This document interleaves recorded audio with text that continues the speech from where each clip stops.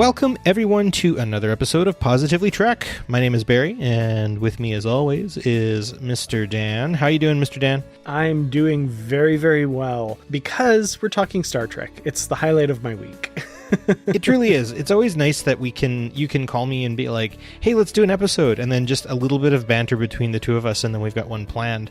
And we do have some interesting and fun episodes planned in the near future as well that we're going to be doing a little more deeper work on. So keep staying tuned for some fun things to come up ahead. But we have a doozy of an episode.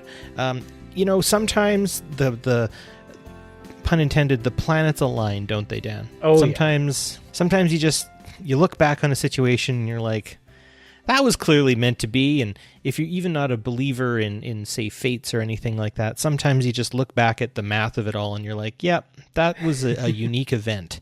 What was it that Garrick said in that one episode? He says, I believe in coincidences. Coincidences happen all the time, but I don't trust coincidences. There you go. Not entirely exactly. applicable to what we're going to be talking about, but it's still something that runs through my mind for sure. Well, I think our first coincidence is probably one that he might be necessarily saying, in the sense of, like, for a coincidence to have happened in the place it did, it's probably the most logical of coincidences. So most of you probably know this story. We've told it a few times in the past, but I think it bears repeating for this episode, because this is about coming across fellow Star Trek fans in the wild, not necessarily anywhere in particular. You're not necessarily planning to talk about Star Trek or anything along those lines. Nothing really apropos of Trek is happening, but it comes up and suddenly you realize you are standing with a kindred spirit. That, and sometimes I am walking through a department store and I look at a blouse and I'm like, that looks like a scant. I'll get into more of that a little bit later. But we're basically going to be talking just about times that you experience Star Trek sort of out of nowhere, coming at you out of the blue, as they would say. And I think the first story is probably one of my favorites. Way back in the day, I used to be part of a different podcast network, and you were part of a different podcast network too, and we were in completely different places doing completely different things, but still Trek related. And we both went to the same Star Trek party one night and got put into a little crowd. So I'm going to tell really quickly the version of the story from my end, and if there's anything you want to add, Dan, then feel free to hop in. But what basically happened was I was just kind of milling about. It was kind of my first lone holiday. I'd never gone anywhere on my own really before, and a Star Trek convention really was the first time I had ever done anything. And so for myself, and so, feeling kind of out there, I just decided to try to see if I could make as many friends as possible. And you and I believe, you and Nikki were there, and we all got to talking because, nice people attract nice people, I guess. And then one of us asked where the other one was from, and then we both said Canada. And I remember us were like, oh, well, I'm from the West. And then I think you said, well, yeah, I'm from the West as well. And I said, oh, okay, yeah. I'm like, well, I'm from Alberta. And you're like, yeah, but I'm from Northern Alberta. And then I'm like, I am from Northern Alberta. And then, we narrowed it down to our hometown, and then finding out that on Google Maps, we're approximately from door to door about a 15-minute drive at the most from each other. Was there anything else you'd want to add to that story? No, that pretty much summarizes it. It was one of those times in my life, and I've had a couple, where I joke that we're in a simulation, and whoever it is who's running the simulation, when something like this happens, they start freaking out that their boss is going to notice that they screwed up, because I feel like we weren't supposed to meet like that and know and find that out about each other. And whoever was running the Matrix was just flipping out. But yeah, I definitely remember that party. I remember that feeling coming over me as we narrow it down and get closer and closer. And I'm like, if he says he's from Grand Prairie, I'm going to lose my mind. And then sure enough, absolutely mind blowing. The other thing, kind of apropos of nothing, that I also remember was your co-host at the time, Shashank, and my wife, Nikki, are both of Indian descent. And just Shashank losing his mind over the fact that there was another brown person at the party. And he was overjoyed about that. So there were multiple relationships being formed there that we were very excited about. Yeah, it was a really, really great experience. And honestly, I think it's kind of what led us to being able to cultivate a bit of a friendship. Being somewhat remote, it can be difficult to keep up with some of our Trek friends because they are all typically either on the other side of a border or over for at least 4 hours away from where we are. We are somewhat remote. We're kind of in the middle of nowhere, and I tend to find myself in the middle of nowhere a lot, but sometimes you still find Trek there too. Yeah. I like to joke that we live, 4.5 hours north of the most northerly provincial capital in Canada. That's a good way of putting it. Yeah. We're not really a hop, skip, and a jump.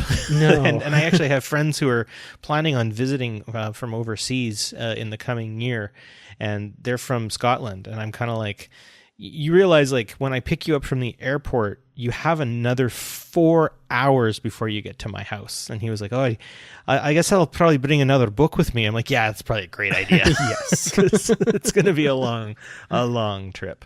Obviously, these sorts of coincidences don't necessarily happen quite often. So we've done a fair amount of crowdsourcing to see if we can, fill out the roster of finding Trek in the wild. I really only personally have one big Trek in the wild story that I can talk about personally, but it's good to see these other stories that we can now pull from and talk a little bit more of. And yeah, we'd love to get a discussion going on times that you've encountered people either knowingly or unknowingly referencing Star Trek, or finding out that they are themselves Star Trek fans. It's always nice to find a kindred spirit, isn't it? Absolutely, yeah. And it's one of those things that, like, I know the people younger than us, their experience tends to be a little different when it comes to this sort of thing in pop culture. But you and I are of an age where, and this is sad to talk about, for me anyway, when I was in junior high and high school, the fact that I was a Star Trek fan was something that I kept hidden. Like, that was something that you didn't let out because you would be mocked, etc., etc. And so I still kind of carry a little bit of that with me, and I'm still kind of amazed when I meet a fellow Star Trek fan in real life. And I know it's a lot more socially acceptable to be into that sort of thing these days. I mean, pop culture, science fiction is pretty much as mainstream as it gets nowadays, but True. It's still just a joy when you find somebody who likes your particular corner of that kind of fandom as well, right? So I still get that thrill. And I remember in the early days, like Star Trek paraphernalia that I would wear, it would always be like, if I saw a t-shirt that had some very subtle Star Trek thing, that if, one of the normies were to see it, they wouldn't necessarily say, oh, that's Star Trek. But somebody who's in the know would see it and know that it's Star Trek. So you're almost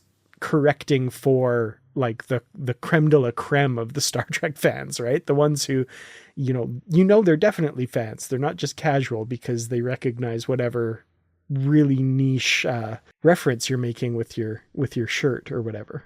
It's true. I also have to say I tend to do that a little bit with quotes from different TV shows from time to time. I have sort of a litany of scripts that I can pull from that sometimes have to be sort of in the moment for me to be able to access the file in my brain. But there have been times when I've made a Star Trek reference of some kind, and it's fallen mostly on deaf ears, right? But then there are those times when, like, a person's eyes will light up and be like, Wrath of Khan, or something along those lines, right? Again, it's few and far between, but when it happens, it can really brighten one's day. You're right. And yeah, you say it kind of with that idea of you aren't expecting many people to get it, and maybe the joke's for you, or maybe you're wearing your Star Trek whatever paraphernalia somehow in sort of as an accessory that no one would necessarily pick out right away, and sometimes you forget it's there. So I think maybe I'll start with my story here. This was a number of years ago. I was hiking out on the Monkman Trail, which is kind of in just over the border in British Columbia, kind of near Tumbler Ridge.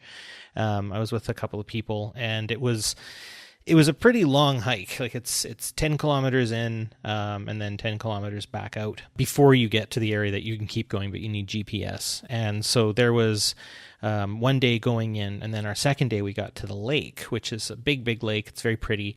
And there were some people coming in from like way out in the middle of nowhere. Now, I have this Tilly hat that I like to wear when I'm hiking, and a lot of people say I look like a goof wearing it, but I'm a little more for the function than the fashion when I'm out in the middle of nowhere. I prefer to keep the sun off my shoulders and off my neck and off my face, and a Tilly hat is a lot of wonderful things. It floats until it doesn't. It keeps its shape really, really well. It can get wet. It can get treated like total garbage.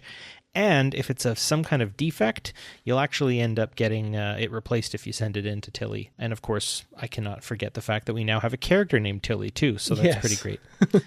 But anyway, on my Tilly hat, on the left-hand side, kind of where, sort of in line with where the communicator would be, I have I'd say about a third the size of a regular TNG communicator pin that I have pinned onto the side of the hat, just kind of by the little copper grommets that are in the Tilly, part of the Tilly hat design. So it kind of, creates a little triangle, right? Mm. And it's been on there for years and years. I think I put it on 2014 or something. So it's been a really long time that I've had that. I mean, for a really long time. It's tarnished to some degree at this point.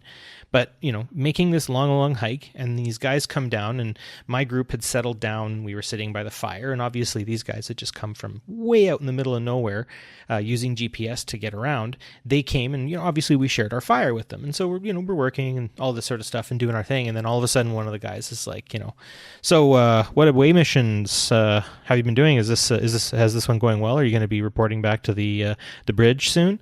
And I looked at him. I remember a squinted eye of what, are you exhausted? Do you need some do you need your electrolytes reset? Are you dehydrated? Yeah. I looked at him and he's like, what? And he's like, beam me up. And I'm like, what are you talking about? And he's like, your hat. And I'm like, what? Because I totally forgot I had this communicator on my hat. And then suddenly he's like, you have a Star Trek communicator on your hat, stupid. I'm like, oh, yeah, right. And so all of a sudden it changes all the way around. And the two of us, for the rest of the night, I think his name was Sean, if I remember correctly. So Sean, if you're listening to Positively Trek, it would have been Sean. Red hair and a very nice guy. Anyways, we started talking back and forth and kind of alienated the rest of the group. I was with a group of about 4 including me, and then he was with 2 other guys as well. So he would have been a group of 3, I'd have been a group of 4. And so just he and I started bantering back and forth about Star Trek. We started talking about No Kill Eye and all these very deep cuts about different things, because we got to talking about deer hunting for some reason and what's going through the deer's mind. And I remember him saying, no kill eye, and I'm like, exactly, that's probably what the deer's saying. And I'm nerding out now thinking about this really long conversation. It got to the point where I was kind of in the doghouse with the rest of my friends, because he and I we got into it. We talked about how much of a total crap show it was that Enterprise only got 4 seasons. What else did we talk about? There was just so much that it was like an outpouring, right? And you're kind of exhausted. You've been in your own head a lot when you're hiking. You can only talk for so long. And yeah, it was a really wonderful experience, and it's one that I'll never actually forget. I should look on my phone to see if I have pictures of that I can send to the Facebook group. If I do, I'll put them in there, and I can point out who Sean is. So yeah, that's my story of Trek in the Wild. I was literally in the wild and was so not thinking about Star Trek that I didn't even get the initial hint until it kind of had to be sort of spelled out to me. Oh, that's fun. That's my first Trek in the Wild story. That's awesome. Yeah, that's a great story, because especially the depth of the connection you were able to make with that person. And there's a language to Star Trek, and it's a replacement for a shared history, right? It's this shared history that you have with someone you've never met before, but you can sit and talk with for hours because you have the same experiences. And that's something really special when you can find that, for sure. Well, he and I even spoke about doing stuff later. It's frustrating now that I look back that he and I haven't kept in touch, because we wanted to, because he has a uniform too. At that point, I think he said that he had a 2009 JJ uniform that was just a Halloween costume. But then I was like, well, I have a screen quality a Novos costume. I have 3, and I could pick one to wear. And we wanted to go to like Heritage Park or Fort Edmonton Park and pretend to be an actual away team. And how funny would that be? And we kind of rolled into that. So you're right. You have this sudden shared connection that it is almost like you meet a friend and then they become your best friend almost immediately. It's a really great experience. It's a good feeling, and it's one that I want to have more often. But it's weird to walk up to people and be like, "Do you like Star Trek?" And yeah, that's where a lot of the things that like those t-shirts or the Star Trek pin on your hat, right? That kind of advertise those things, like send it up as a little flare, and people can choose to engage or not. And your tiny Argus array. Exactly. There you go. Unless the Cardassians sabotage it again, but oh hell. Anyway. Well, they had mine pretty sabotaged. Well, I don't have a ton of stories that quite go into the depth of that one, but I will say one thing that I have found is with my current job and past jobs I've had before, I find myself going and eating by myself quite a bit. And when I do that, I carry a book with me. And 9 times out of 10, it's going to be a Star Trek novel. So actually, just a few months ago, it was the David Mack novel, the hardcover novel Firewall, Star Trek Picard, all about 7 of 9.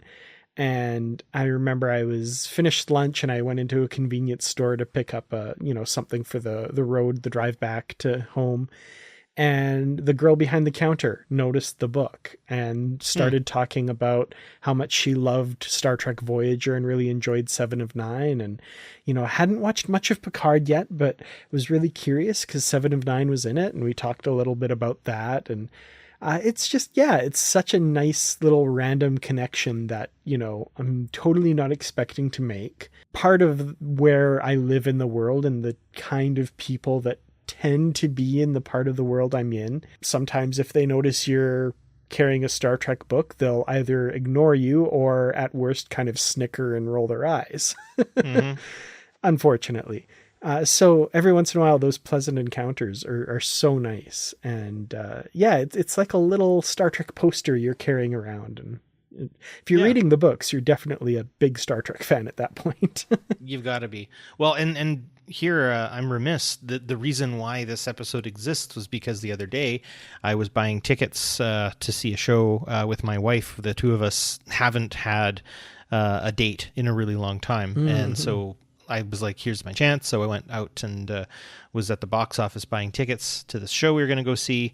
And the person who was selling the tickets had a Chris Bennett Enterprise Star Trek novel sitting next to him, clearly when there wasn't people, because traffic is kind of low there and whatnot, so when there isn't people there, he must sit and amuse himself by reading, which I think is a fantastic way to spend your time. Absolutely. So young lad, if you're listening to this, full approval. Definitely, if you're not doing anything, get some Star Trek India. That's great. I forget if it was one, I forget which of the 5 novels it was off the top of my head, but it was definitely, I remember it was a Chris Bennett joint, as we'd call it here. That's awesome. I haven't seen a lot of Star Trek novels in the wild, and it's something I'm always kind of keeping an eye out for when I see somebody reading. And I mean, somebody who's reading doesn't necessarily want someone to come up and say hi, but if I ever do see somebody with a Star Trek novel, you better believe I'm going to. Apologies to whoever you are. Doesn't matter. I am going to let you know that that's awesome and keep it up. You're just going to pummel them with love. Exactly. Yeah. Nice. One thing that I've found doing this podcast that kind of blows my mind is when I sit and record a podcast with you, I kind of tend not to imagine people listening. Like this is like, we're speaking to the audience, we're telling them things and stuff, but for the most part, it's a conversation between me and the person on the other side. And they kind of go out into the ether and are listened to nameless, faceless people with whom I interact with online. And I know a lot of names of people that listen and Patreon supporters, and I appreciate them. But love you. Yeah, absolutely. But every once in a while, it's just very jarring when someone in real life says they've listened or are listening to Positively Trek. And recently, a couple of close friends of mine who I've been friends with for ages randomly said on a road trip they went on, the 6-hour road trip, they ended up listening to a bunch of episodes of Positively Trek. And okay, so Barry is making a face right now that's kind of like it's best characterized by the sound, ooh. Yeah. Our nerdistry, I don't know, is on full display in this podcast. And like people I know and interact with daily are listening to this. So that's an interesting connection. And these friends who I know have watched some Star Trek, but I never really thought of them as like really big Star Trek fans. And the thought of them listening to this podcast and hearing my voice for hours on end on a road trip is a little terrifying, but it's kind of cool that it's also able to kind of suss out who may be bigger Star Trek fans than you realized initially. So Megan and Kenton, shout out to you guys if you're listening. Thank you so much. Thank you very much, and I'll use my gravelly voice. I will never not feel weird about it, but thanks for listening. Yeah, sorry about my weird Edmonton accent. I don't know. The Edmontonian accent leaves much to be desired. I'm sorry. It's no problem about it. About it, yeah. I don't say and as much, but there were times in the past when I started podcasting that when I would do editing, it was just all of the ums and uhs. And I just thought about everyone listening being like, can this guy get a word out edgewise? Holy crap, what is wrong with him? Yeah. But you're right. There have been times in the past that I've had people tell me that they listen to either Politics or Positively Trek or anything I've been on, and I've been like, I don't know how to feel about you now because I don't know how you feel about me now. Isn't this just you and me talking to each other? Is this not just a phone call? What's going on, Dan? Have you bamboozled me? Exactly. Yeah. I don't know. I mean, I edit it and I put it in an RSS feed, but that's the end of it. I don't think anybody listens from there, right? I don't know. No, it's just traveling through space at the speed of light forever and ever. And you can't remove anything from the internet, so we're there forever. Well, I can think of worse things to be connected with. Honestly, I think people approaching you about Star Trek podcasting, to me, has the same embarrassment equivalent of me putting on one of my Star Trek uniforms and just going grocery shopping in it or something. Yes, exactly. Yeah. Like, I'll admit, I think I look great, but everyone else, including my wife, would probably be like, you need to get somewhere else. You need to not, like, have you taken a serious amount of thinking about what you've been doing? Have you really has this been given serious thought, sir? Or not? So, yeah. Whereas I think Nikki might encourage me to do that more, actually, now that I think about it. I could be wrong about that, but I feel like she'd be like, let your freak flag fly, man. That's love, man. She gets annoyed with me, actually, that I don't jump whole hog into Halloween every year like she does. And I need to work on that, get myself out there a little bit more, because that's the only time I wear my Star Trek uniforms right now is at Halloween. I'm just like, this is my day. I don't care about Halloween itself. I don't care about the candy. Nothing else connects without my Star Trek uniform. And I've been members of staff groups where they're like, we're going to do 101 Dalmatians. Which Dalmatian do you want to be, Barry? And I'll be like, I'm wearing my Star Trek uniform. And they'll be like, but I'll be like, no, I paid good money for that Star Trek uniform and I'm going to wear it on Halloween because it's the only day I won't get accosted for wearing it. And so, yeah, no, I've been that guy on a number of occasions, sadly. No, that's not sad. That's awesome. Absolutely. Good. Gotta let the freak flag fly. Speaking of which, have you seen that XO6? This is just a random thing. I know we don't really do the news on this channel anymore, but XO6, who make the 1/6 scale Star Trek figures, the really expensive ones, they're apparently moving into making and providing 1-to-1 scale costumes now as well. That's impressive. Yeah, apparently the owner, Nanjin Tam, his family has a history in textiles and clothes making. So, they do it at, the small scale for the clothes. So he's like, oh, why not?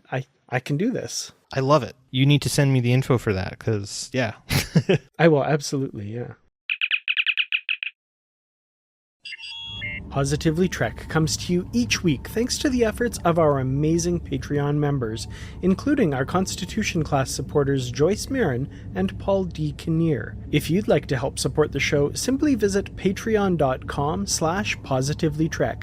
Join at any level to get early access to ad-free episodes and exclusive content.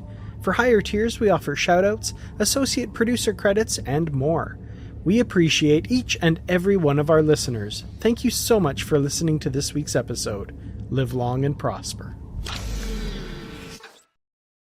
I love playing dress up. All right, we've lost the plot here a little bit. We've had some wonderful people who have contributed their Star Trek in the Wild stories. So I think we should do them the justice and go through a few. So Dan, why don't you do the honors on the first one? The first person we have here is someone named Rhea. Yeah, absolutely. So this was from the Star Trek Forever Facebook group. I posted the question, when was the time you encountered Star Trek in the wild and made a connection with somebody over Star Trek? So this one, I thought this was an important story because I think it says something about Star Trek fandom and not necessarily all good. But Rhea says, prior to the venom Disco caused, I used to feel as if someone with Star Trek memorabilia, t-shirts, tattoos, whatever, was for sure a safe person. That's the kind of fan base the show created originally. Post-Disco, I'm a little more cautious because the response to the LGBT themes in Disco made me realize that I had grossly miscalculated for years. So that kind of sucks. But before that, to me, it was the universal symbol of a safe space/person before LGBT flag pins and other markers became more commonplace. And then I asked them if I could post this or I could read this on the podcast, and they gave me permission and followed up with to add that they grew up as a very closeted trans kid in rural Idaho, where there were very, very few people that they could trust with that part of who they had started to realize they really were. And Star Trek sort of became a de facto sign that I could probably be open with that person, and it would be something that at the very least I wouldn't be looked down upon for. Trekkies have always usually meant safe, if somewhat weird, sometimes people for me. We are very weird people, but I do have to say, infinite diversity and infinite combinations. The way you choose to live your life, first of all, if it isn't harming anyone else, I'm never going to take that up with you more than just give you the dignity of your humanity. And that's what we all are. And as Star Trek being something where really what's being explored is the human condition, I think no matter what, you should always lead with kindness and safety, because everyone deserves to feel safe. I think that's probably the number one big thing. And then when a person is safe, then they can also exercise their dignity. So I'm glad that that's the case. I'm glad that, we have as a fandom something of a reputation to be safe people, to be people who, you can trust. It's kind of like we're like the block parent of pop culture. For those of you who don't understand what a block parent is, really, really quick, where I grew up, basically there was a sign in the window that was red and it showed like a child holding an adult's hand. And basically, if you were a kid and you were lost or you were being chased by someone or you just felt super unsafe, if you looked in the window of a house, these people were vetted by the city, usually I would say probably by police, that they are safe people, they have a clean criminal record, and they could help you be safe and get back to your home as soon as possible. So yeah, that's what I mean when I say that we're kind of the block parent of pop culture. Because I do like to think that we are safe people. And for those of the people who get all their sticks in a craw or whatever colloquialism I want to use for that over certain aspects of what fandom you like, I think the big piece is we like ships that go zoom zoom in space and people exploring strange new worlds. So get over yourself and be nice to each other. Yeah, absolutely. And I would like to think, I would hope that it's a vocal minority who are the kind of rotten apples in that group. And for the most part, and I mean, I don't have the life experience that Rhea has. I don't have those experiences, but I would still generally trust people who like Star Trek over people who don't.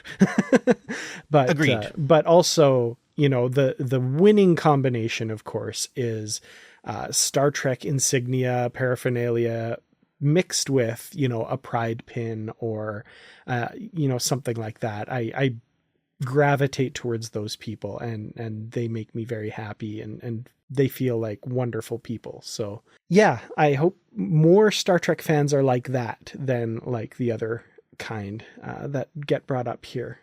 So true fact. Yeah. True fact. Well, Lee, another top contributor, has a story for us as well. Lee says, I was picking up lunch and I was leaving the restaurant. As I get outside, there's a young man walking toward the door with an older man close behind.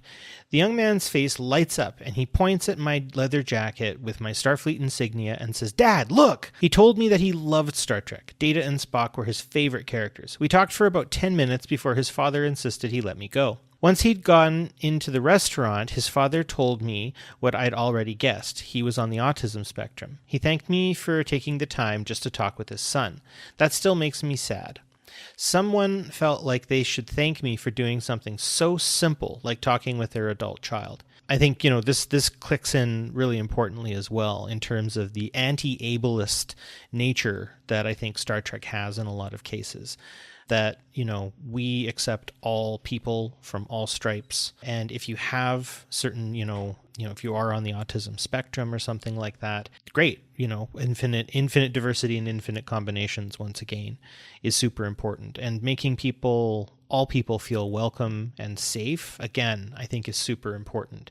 And I will have to say, you know, like some of the people I know, and the funny part I like to say is if you've met a person with autism, you know, you've met a person with autism. You've met one person with autism, because autism is so broad. It's so specific to the individual that knowing how autism works in one person, it's a completely different language. It's not even in the same ballpark. It's not even the same sport with another person. So knowing that, I think being able to talk to the people I know who you know have certain forms of autism, who are also Star Trek fans, I find actually I can get into some pretty robust conversations with them because they're able to focus on their interests and show how dialed in, how intelligent, and what kind of meaningful connection that they've made. So yeah, those of you who are on the spectrum out there, you're wonderful. And I love the fact that I get to talk to you because usually your insights are ones that I've never had before, and it can really send me down some really cool thought rabbit holes. Yeah, absolutely. And yeah, I felt this was an important story to include as well, because I think there's something about Star Trek that attracts a very broad and diverse group of people, and certainly folks who are on the autism spectrum and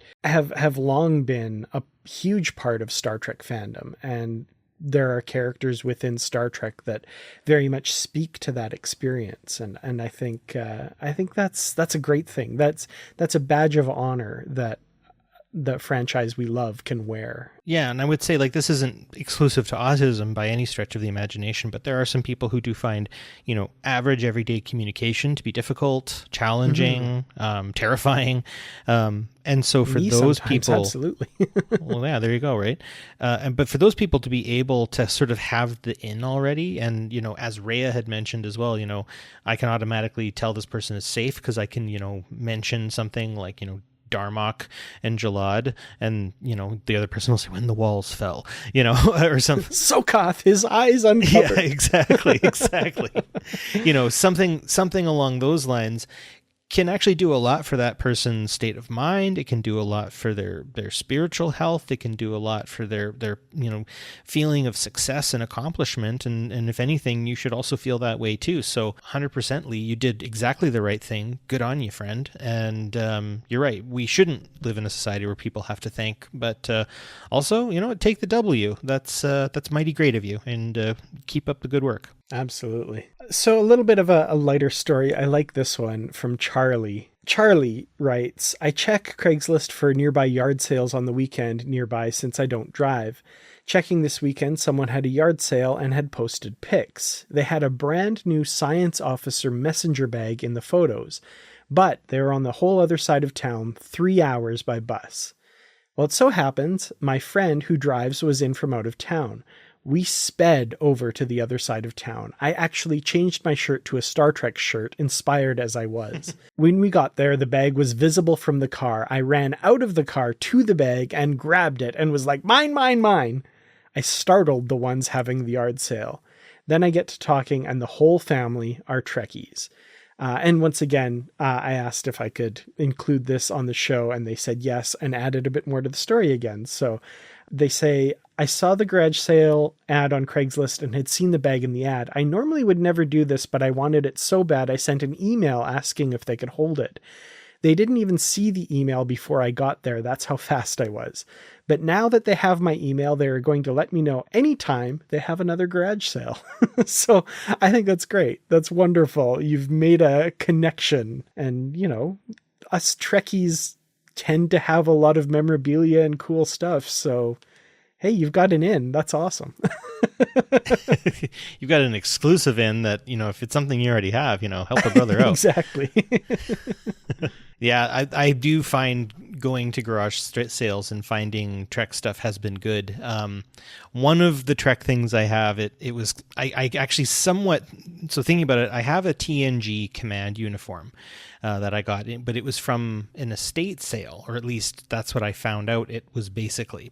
So it was on eBay, and the person was contacting me about shipping and whatnot. This was earlier in the eBay years, and just kind of getting some particulars in, because I think there was an issue with shipping. I can't remember what exactly, but we live in a remote place, so these things happen sometimes. And I remember kind of asking, like, oh, you know, you're a Trek fan, and then they're like, well, my dad was. This was his uniform, and I was like, so he's not here anymore? And they're like, no. I'm like, oh. So I kind of wish I didn't ask, but not necessarily the nicest story. But yeah, it was the attempt at trying to get a connection, and then finding out that I'd missed that. But you know, it's good to put these sorts of memorabilia to you know, good use and find good homes for them, and I think that's important. So good on you. So here's the next one. Here we have Corinthia. There's a sales rep at one of my suppliers that is a fellow Trek fan.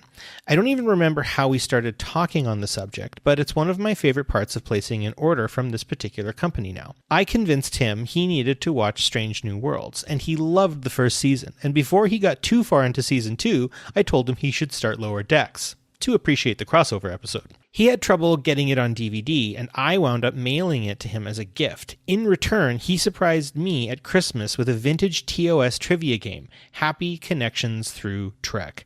That is brilliant. I love Absolutely that. Wonderful. Like, being like long distance Trek fan friends, like sending each other stuff, and I know exactly which trivia game that is. That is the hardest game on the planet. I have it, and I honestly, Dan, you are the only person I think who could actually like get more than half of those questions right, because there are some in there that I'm like, what is happening? We need to play that sometime. I don't know if I have it all together anymore, but I have the question cards, and I would love to just we should do an episode of me asking you these questions just to see how sharp you are. That might be good. That would be fun. And we could gauge how old I'm getting, and as far as how long it takes me to go like, oh God, I know this, but it's just temporarily gone right now. Exactly. Which I notice more and more happening more and more as the years go by. So yeah. No, what a sweet little story too, and the fact that these two people are able to share their love of Trek even from afar like that. I think that's an extremely memorable and wonderful connection. So, yeah, man, some like really big like Trek fan wish fulfillment taking place here right now. Yeah, I've had some good experiences over the years. I haven't taken part in quite a while, but the Reddit gift exchange every once in a while. Secret Santa type thing. You just sign up and they pair you with another Redditor. This is kind of back in the day when Reddit was a lot smaller, and I don't know, I haven't really participated lately, but I've had good luck people looking at my posting history and seeing what I'm into, getting, you know, a pretty good grab bag of Star Trek stuff. Right.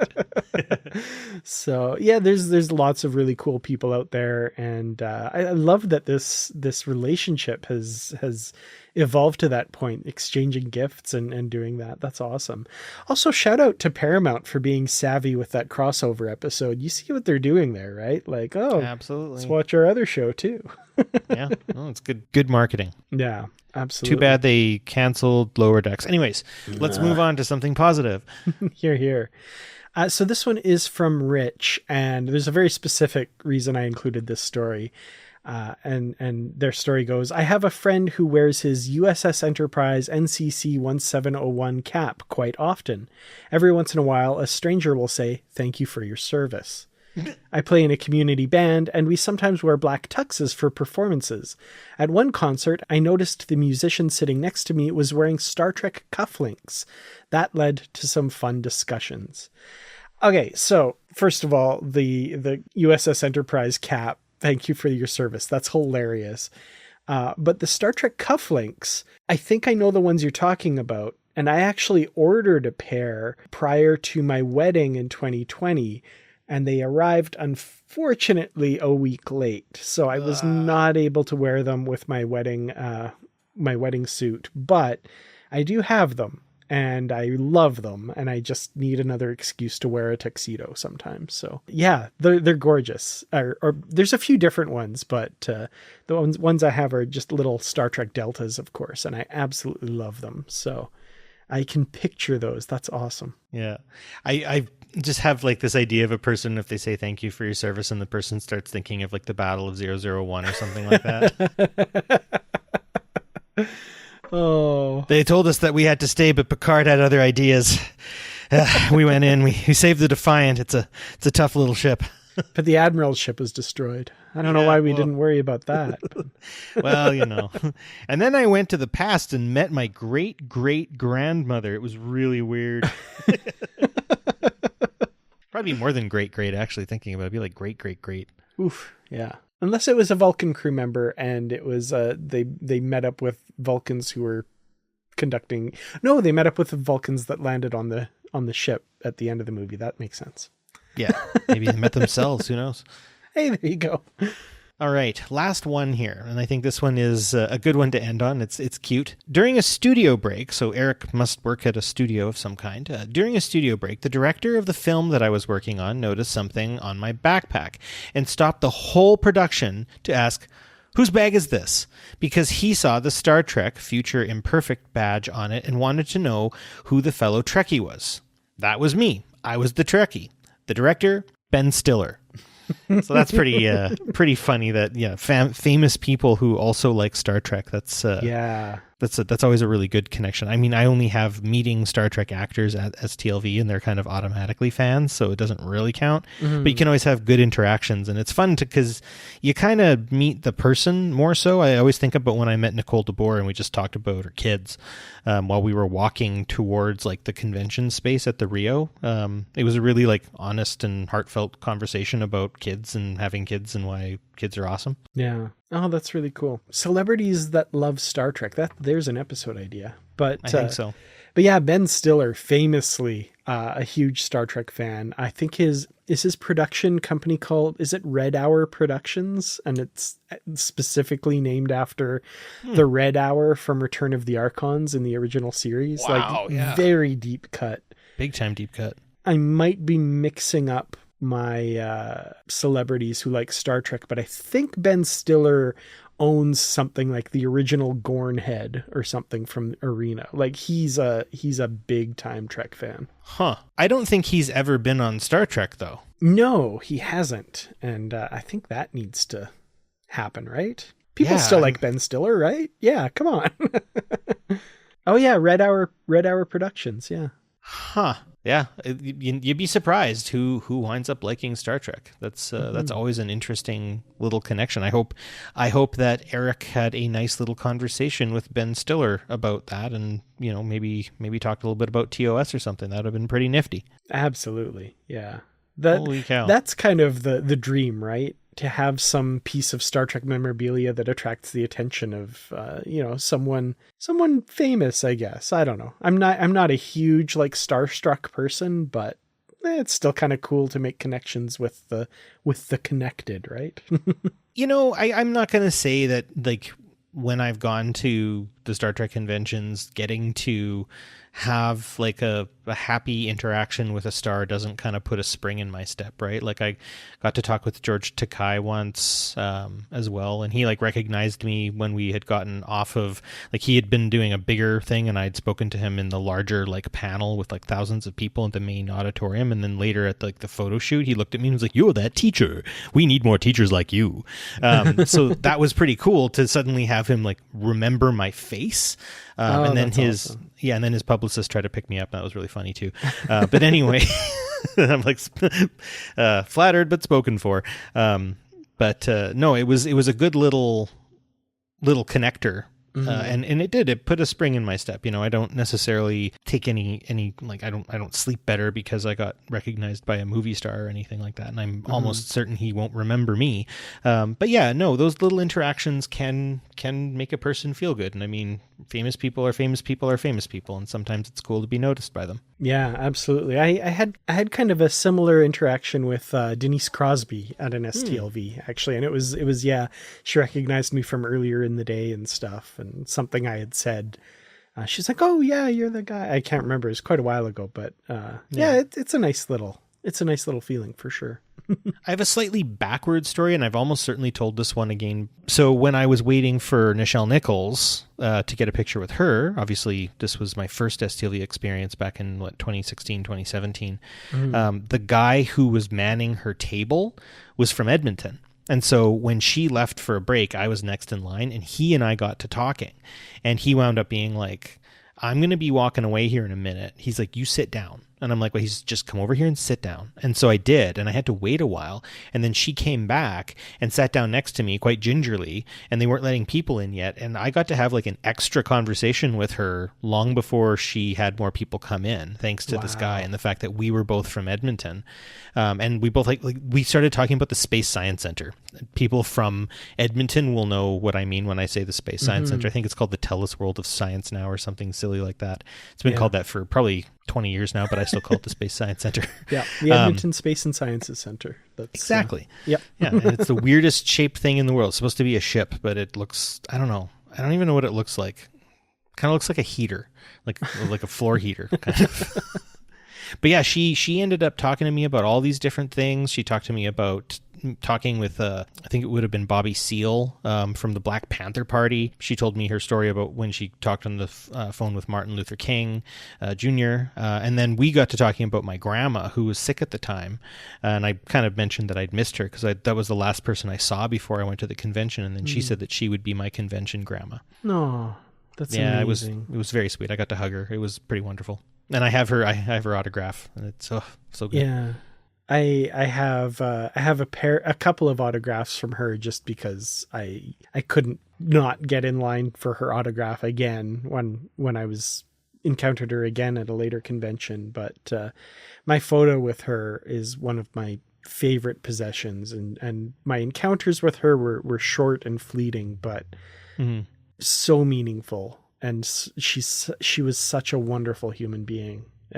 Amazing to make even the smallest connection with her. So I am in awe and very envious of the connection you were able to make. She was an incredible human being. Yeah, well, meeting another Edmontonian in the wild, I guess. It's sort of the backwards version of the story. So yeah, no, it was good. I'll regale you with other details of the conversation, but that's not what we're talking about today. So yeah, no, this has been an enjoyable little foray into meeting other Star Trek fans in the wild. And, who knows, it could happen to you tomorrow. So fly your Trek flag and see who you can find. Well, with that, we will leave it to you folks in the Facebook group, or in any Facebook group really that we may be a part of, to just tell us some of your stories about meeting other Trek fans in real life. It could be at the grocery store, it could be at the doctor's office, it could be on a flight, who knows? It could be just in line for when you're going to go bungee jumping. Who knows where you're going to find another Star Trek fan, but trust me, when you do, it's always pretty wonderful. So with that, keep your Trek flag flying and stay positive. Positively Trek is produced and edited by me, Dan Gunther, and co-produced by Barry DeFord on Treaty 8 territory, the home of the Beaver, Cree, Dene, and Métis people, whose histories, languages, and cultures we respect. We acknowledge the many First Nations, Métis, and Inuit who have lived in and cared for these lands for generations.